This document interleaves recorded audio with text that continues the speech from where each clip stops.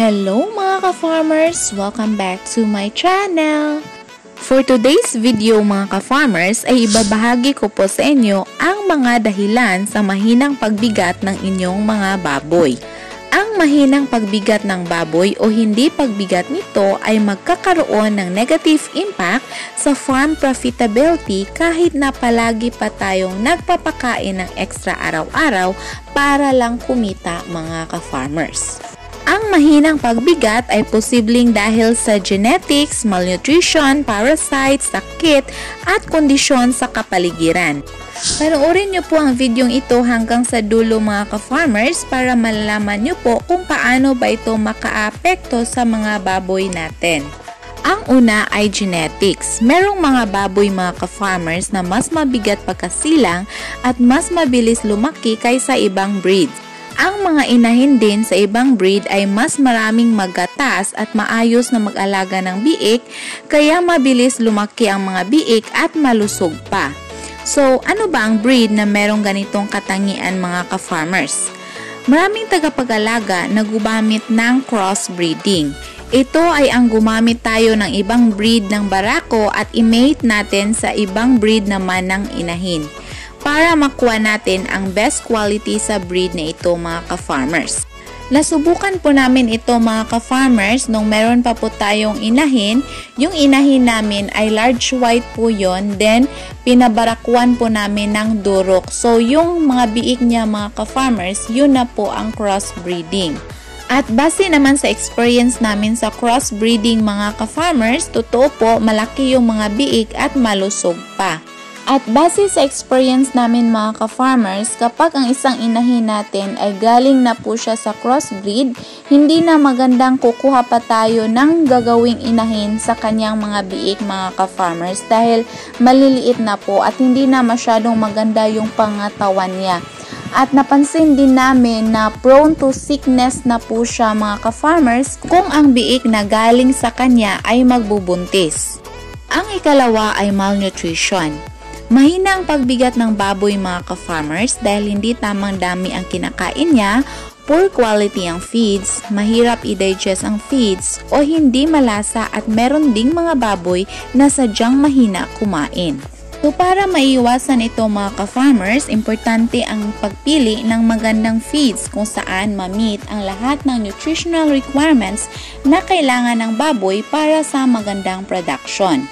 Dapat din mga ka-farmers na ang feeds na piliin natin ay available malapit lang sa area para hindi tayo mahirapan na maghanap kung sakaling maubusan tayo. Kailangan din mga ka-farmers ang tamang oras sa pagpapakain. Kung maaari, gawing available palagi ang feeds lalo na yung may mga automatic feeders.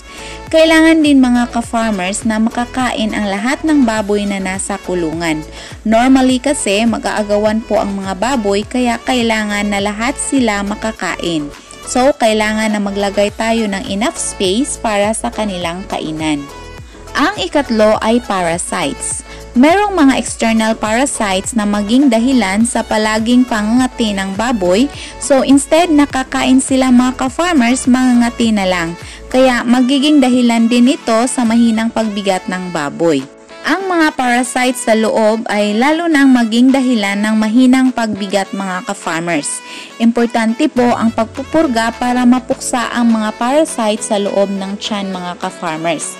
Kaya dito sa amin, nagpupurga po kami monthly sa aming mga baboy.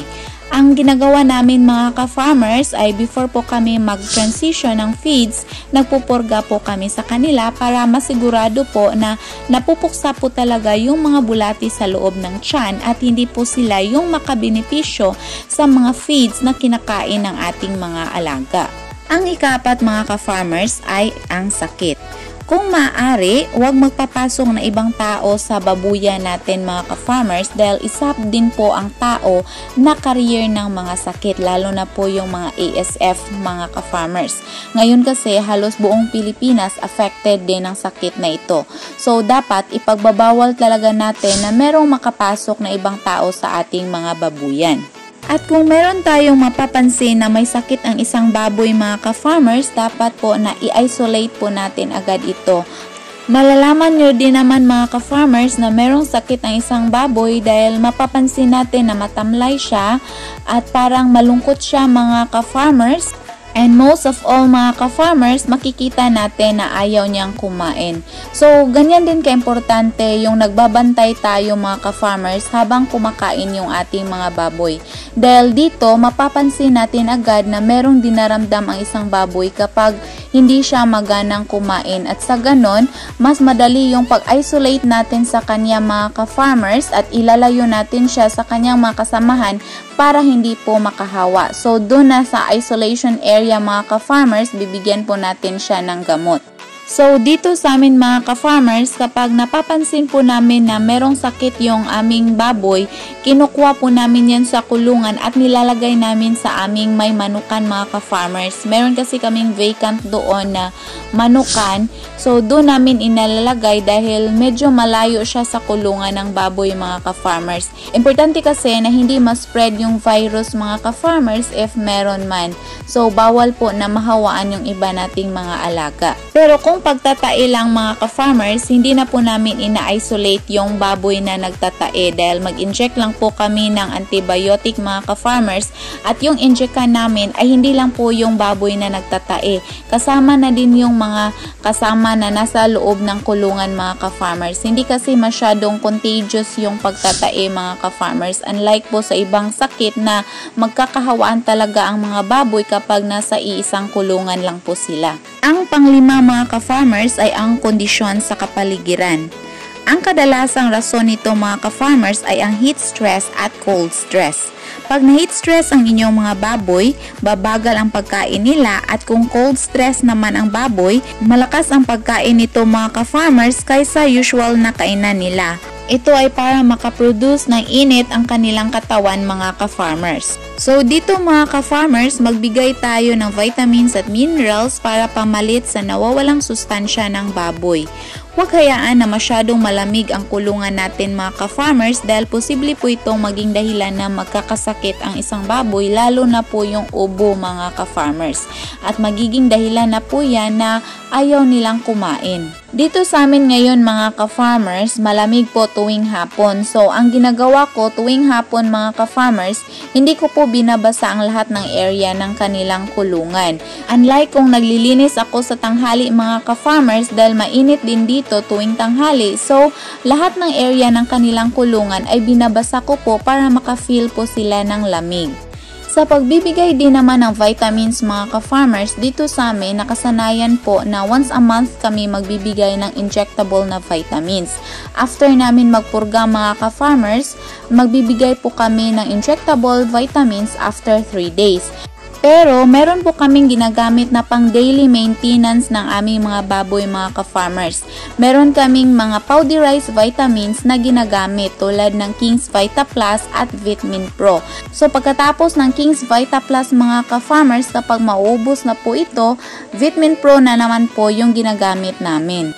Good thing din mga ka-farmers, yung paligid namin dito ay tubuhan po at saka sagingan. So, hindi po talaga masyadong mainit dito mga ka-farmers. At least meron pa pong shade na makukuha yung ating mga baboy. Yun kasing babuyan namin mga ka-farmers, napapaligiran po ito ng tubuhan.